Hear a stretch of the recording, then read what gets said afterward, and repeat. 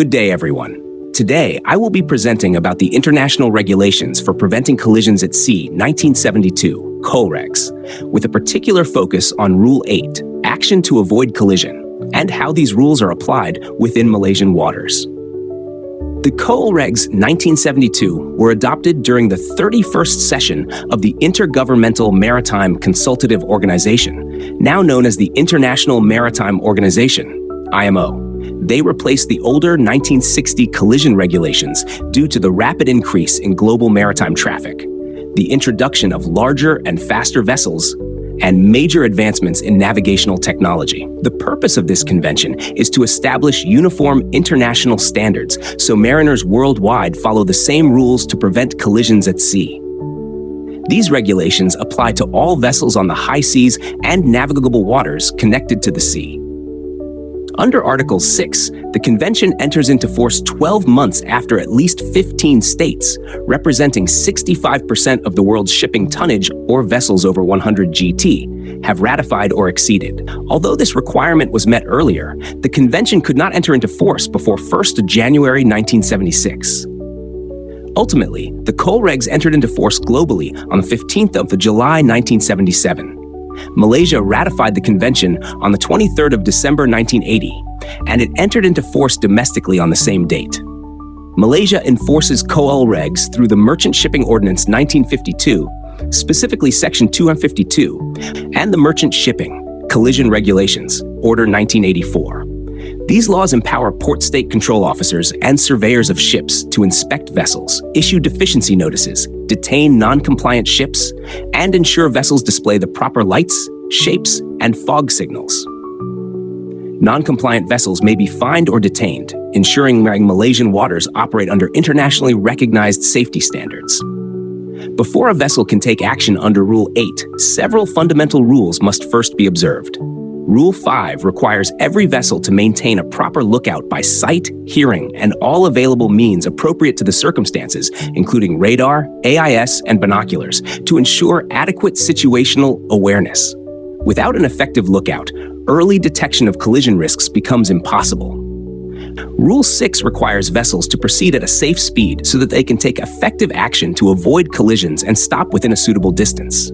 Factors such as visibility, traffic density, maneuverability, background lights, wind and sea state, current, navigational hazards, and draught must all be considered.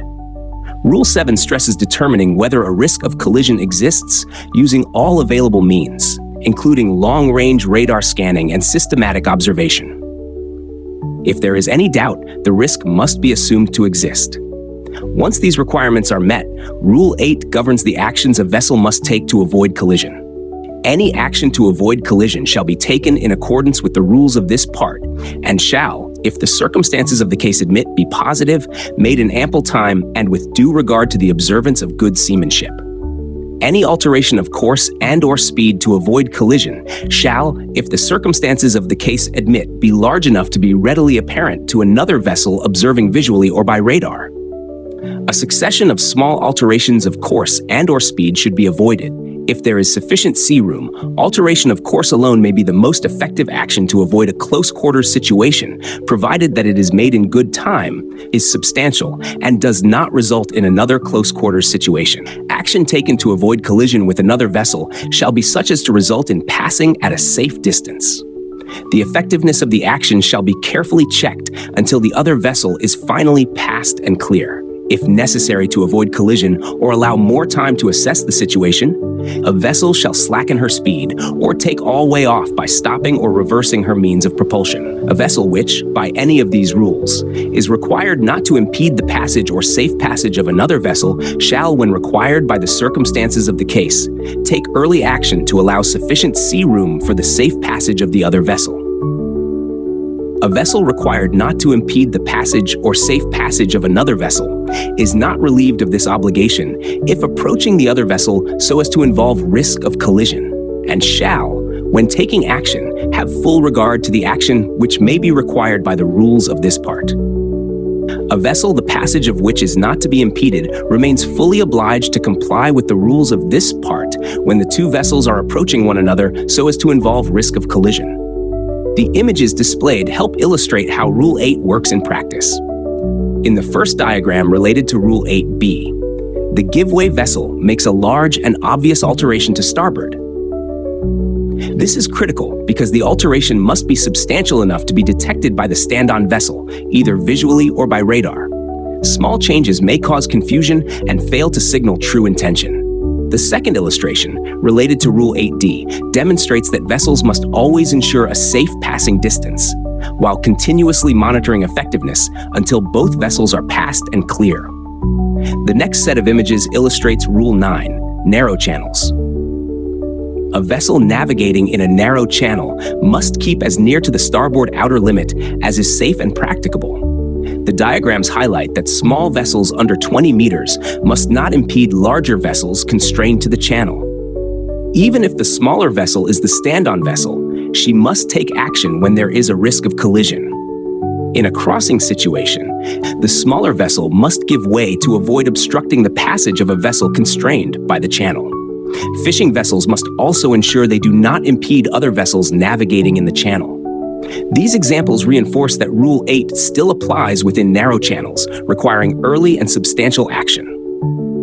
Rule 10, traffic separation schemes, is especially important in high-traffic areas, such as the Strait of Malacca and approaches to Port Klang. Vessels must travel in the correct lane, follow the general direction of traffic, and only cross lanes at a right angle. Separation zones must be avoided except in emergencies or special cases such as fishing. Smaller vessels and sailing vessels must not impede power-driven vessels using the lane. This rule maintains orderly navigation, reduces congestion, and supports Rule 8 by minimizing close-quarters situations.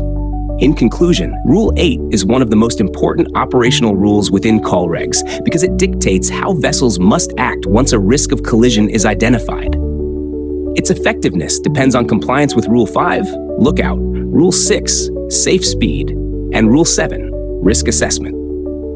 The illustrations show how early, bold, and well-judged maneuvers can prevent close-quarters situations and avoid accidents at sea. With Malaysia's full adoption and implementation of COLREGs, it is essential for all mariners navigating in Malaysian waters to understand and apply these rules correctly to maintain safety and prevent collisions.